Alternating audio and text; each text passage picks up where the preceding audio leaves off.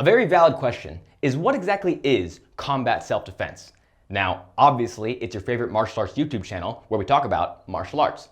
But more specifically, what does a combat self-defense class actually look like? Is it MMA? Is it Krav Maga? Is it Aikido? It's not Aikido, but it is something. So in this video, I'm going to define clearly what combat self-defense actually is and show you some clips from my classes while we train outside as we prepare to move in to our permanent combat self-defense training location.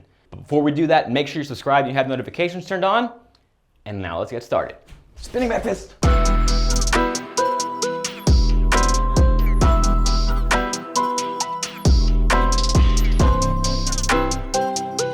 Now there exists kind of a divide in the martial arts community.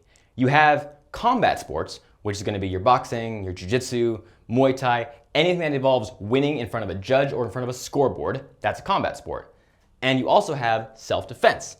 You have styles that focus more on learning to protect yourself from street fights or violent assaults or whatever you want to call it. You can think of things like Krav Maga or Judo in this category. And typically, the two are kept very far apart. Self-defense nerds don't want anything to do with combat sports. And if you do a combat sport, you really kind of think self-defense might be a joke. Now, I happen to believe that the best way to learn to defend yourself on the street or otherwise is by taking a combat sport, specifically MMA. But there are some holes in MMA and combat sports training that are glaringly exploited in self-defense. And that is where I think combat self-defense should exist, in between the gap of both camps. Meaning, combat self-defense trains as though you are preparing for a fight, but the fight can be anything. Everyone has their own kind of fight.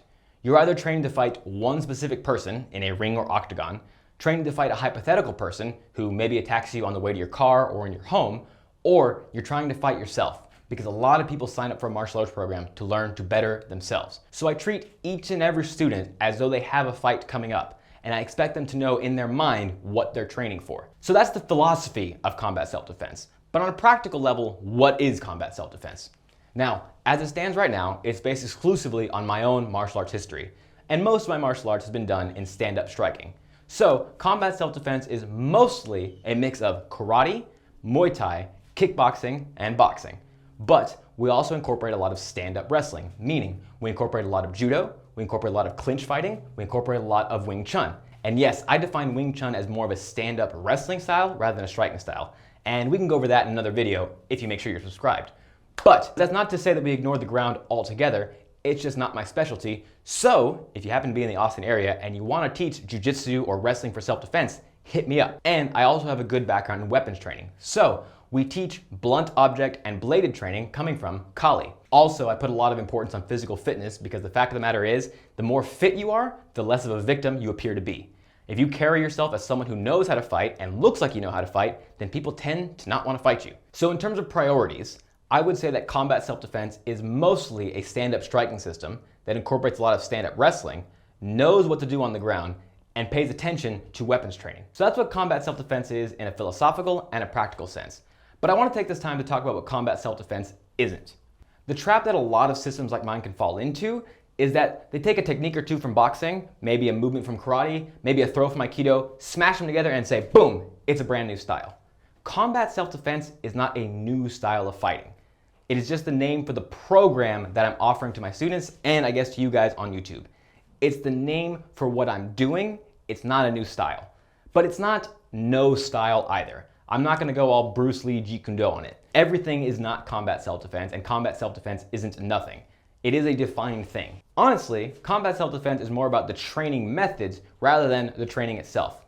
My students train like a fighter, even though they might not have a fight coming up. Combat self-defense is the scientific method applied to martial arts training. Just because a technique might be cool or I might enjoy it, I'm not going to necessarily bring it in to combat self-defense. We're going to take a technique and practice it in a low pressure, highly optimized situation, and then see if it works. If it does, we're going to flip it and put it in a low optimized, high pressure situation and see if it still works then. If it does, boom, it can become part of our program. And now, let's talk about the question that's on everyone's mind. Or at least I hope it's on everyone's mind because I'm about to talk about it. Is there going to be a ranked system?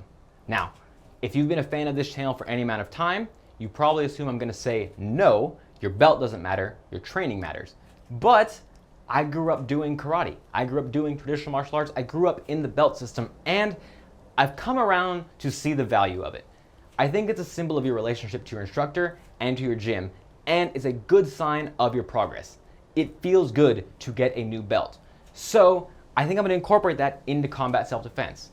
Now, the goal is not going to be to reach the black belt as quickly as possible, because every single rank is going to have a time requirement as well as a specific curriculum that I want to see that my students have mastered. By the time you reach, let's say, a purple belt, you should feel markedly better than when you came in as a white belt. I want to make it clear, combat self-defense is not going to be trained in a gi.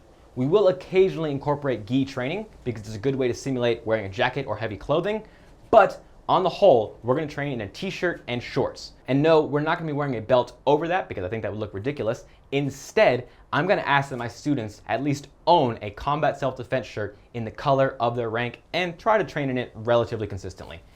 But that's not to say I won't be giving my students a belt, because yes, t-shirts are cool, but there's some kind of mystique about getting the belt. So it's going to be more ceremonial. You're not going to be required to wear it all the time, but you are going to get it. So what is the belt system in combat self-defense? Well, just like it was traditionally, you're going to start with the white belt and end with the black belt, or t-shirt if you want to think that way. And in the middle, you're going to have your green belt, blue belt, purple belt, and red belt. Red belt instead of brown belt because I think brown would look kind of weird on a t-shirt. And like I said, each of those is going to have a specific time requirement as well as curriculum that I expect my students to master. It's very important to me that each rank feel markedly different and better than the one before it. But ultimately, the belt itself doesn't matter, the t-shirt doesn't matter, although the swag is cool and it helps me out. What matters is the training. I just think this is a good way to recognize the progress you've made when you're training. And I do think it's important that every program, regardless of what their focus is, has some kind of structure and some kind of curriculum. And if you can manage it, some kind of way to motivate and recognize the progress of your students. But that's just me, I'm not telling you what to do. So that's the state of combat self-defense as it is right now. Like I said, we're still training outside, and while we're waiting on the new gym to open up, and trust me guys, the new gym is gonna be sweet. For right now, we are still training outside, and honestly, I'm kind of starting to like it. So I think every once in a while, we're gonna step outside the dojo and train in a park, in a parking lot, maybe in someone's garage, because I just think it's good to change the scenery every once in a while. It puts your training into more of a realistic context, and I think it's better for everyone. But, as I've said before, your training should mostly be optimized. So you want to train in an environment that allows you to train to your fullest potential most of the time. Let's say 80% of the time. But every once in a while, it's important to train outside. What is it like to fight without air conditioning? What is it like to kick in sneakers? Sometimes you got to mix it up just so you can know that you can take what you're learning in the building and do it outside the building. But that's a conversation for a different day. But all that being said, I can't wait to show you guys what the gym is going to look like when we actually move in.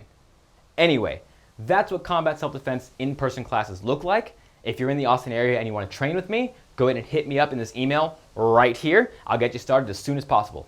If you're not in the Austin area and you still want to get some training in with me, go ahead and hit me up at that same email. We'll see what we can do to get you to zoom into the classes, maybe do some one-on-ones. I'm sure there's a way we can figure out how to get you training.